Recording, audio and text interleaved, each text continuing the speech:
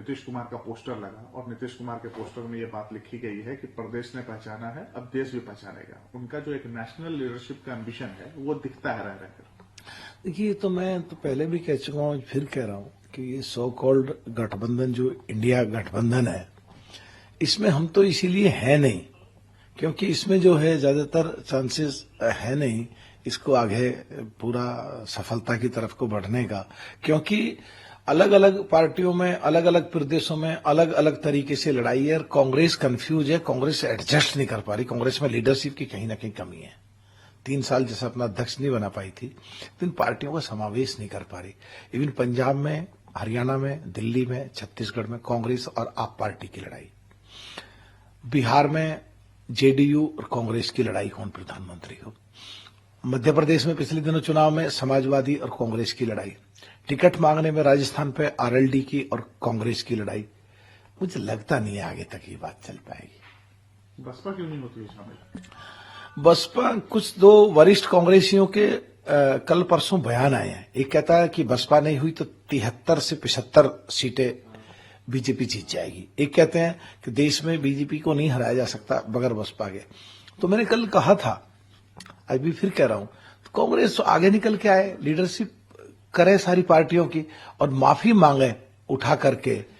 जो राजस्थान में 6 विधायक तोड़ के ले गए, मध्य प्रदेश में 7 विधायक तोड़ के ले गए, उत्तराखंड में 3 विधायक तोड़ के ले गए, माफी मांगे।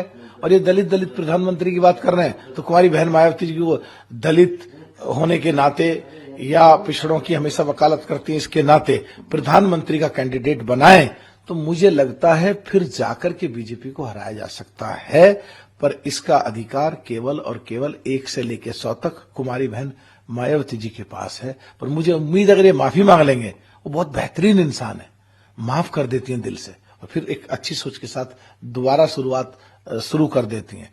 कांग्रेस माफी मांग ले और ये ऑफर दे दे प्रधानमंत्री कैंडिडेट हमारा है, तो शुरुआत हो जाएगी और वाकई पूरे देश में फिर बीजेपी से चुनाव लड़ा जा सकता है। अगर नहीं हुआ तो मेरे हिसाब से कुछ है नहीं जो ये सो कॉल्ड इंडिया गठबंधन है। ये भी थोड़े दिन बाद, जो 30 तक का अल्टीमेटम दे रखा, 4 दिन बाद ये भी टूट के ये भी बिखर जाएंगे और जोड़ने की तो बात ही छोड़ दो। इसीलिए पहले दिन से इसमें हम थे नहीं।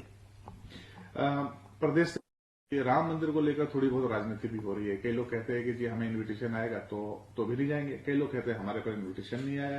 कई लोग कहते हैं राजनीतिकरण हो रहा है। आप कैसे देखते हैं? बसपा कैसे देखती है? बसपा ऐसे देखती है कि हम सभी जाति और धर्मों की और सभी धर्मों के जो उनके पवित्र आस्था जिनमें रहती है, मंदिरों में, गिरजाघरों में, गुरुद्वारों में, मस्जिदों में, बौद्ध धर्म के स्थानों पे हमारी सभी में आस्था है। हम चाहते हैं जहां भी कोई कुछ ऐसा हो तो हर जगह, खासकर राजनीति करने वाले लोग, हर जगह उनकी पार्टी के कोई ना कोई लोगों को जरूर जाना चाहिए। हर धर्म के मंदिरों में, हर धर्म के गिरजाघर, गुरुद्वारा, सभी जगहों पर। एक आखिरी सवाल है आपसे। प्रियंका गांधी जी का नाम ईडी चार्जशीट में आया है और ये कई लोग कह रहे हैं, पार्टी के लोग कह रहे हैं कि जब से ये घोषणा हुई है कि राहुल गांधी फिर से भारत न्याय यात्रा पर जाएंगे, उसके बाद से ईडी ने अपना काम करना शुरू कर दिया। देखिए, इसको एक्चुअली में क्या, हम सबको मिलकर के और देश को भी ये समझना पड़ेगा कि देश की जो एजेंसीज हैं उनकी जिम्मेदारी बैठती है। अगर कोई भी कहीं काम गलत हो रहा हो तो उसे जाएं, खंगालें, इंक्वायरी करें, देखरेख करें, अगर कहीं कमी है तो निकालें। जो कंसर्न है उसकी जिम्मेदारी बैठती है, वो उसमें जांच में सहयोग दें, बताएं, कागजात दिखाएं, सिद्ध करें कि निर्दोष हैं। ऐसे ही ठीक जो विपक्ष के लोगों की बात कर रहे हो, जो तुम अभी बात आपने कही, तो हम लोगों की, विपक्ष के लोगों की जिम्मेदारी बैठती है प्रदेशों में, विधान परिषदों में और विधानसभाओं में और देश में। सरकार की जो खामियां हैं, सरकार की जो कमियां हैं, सरकार की जो अनदेखी चीजें हैं, सरकार की नीतियां जो जनता के खिलाफ हैं या सरकार की नीतियां और बेहतर ऐसे हो सकती हैं, हम लोगों को ध्यान देना चाहिए और पार्लियामेंट में जाकर के बढ़िया ढंग से उन पे लड़ना चाहिए, अटैक करना चाहिए, जूझना चाहिए, भिड़ना चाहिए, झगड़ना चाहिए, टकरना चाहिए और पूरे देश के सामने ये दिखाएं कि सरकार की यहां खामियां हैं। वहां सरकार की जिम्मेदारी बैठती है, जैसे यहां एजेंसी देख रही है, और कंसर्न की जिम्मेदारी बैठती है दस्तावेज पेश करें।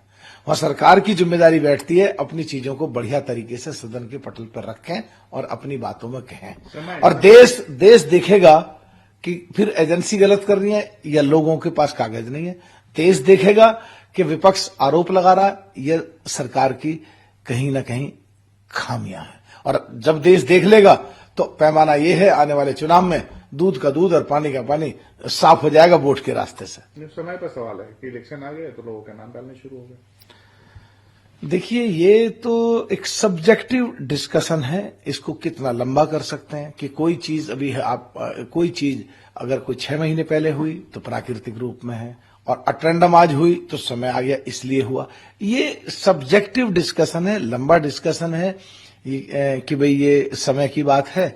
और देश की जनता सबसे बड़ी जज है, देश की जनता का पैमाना सबसे बड़ा पैमाना है और उसका पैमाना जो है, उसकी वोट जो है वो इतनी भारी है कि अच्छे एकदम ठीक हो जाते हैं। जिसकी गलती है जनता फैसला करती है। Thank you.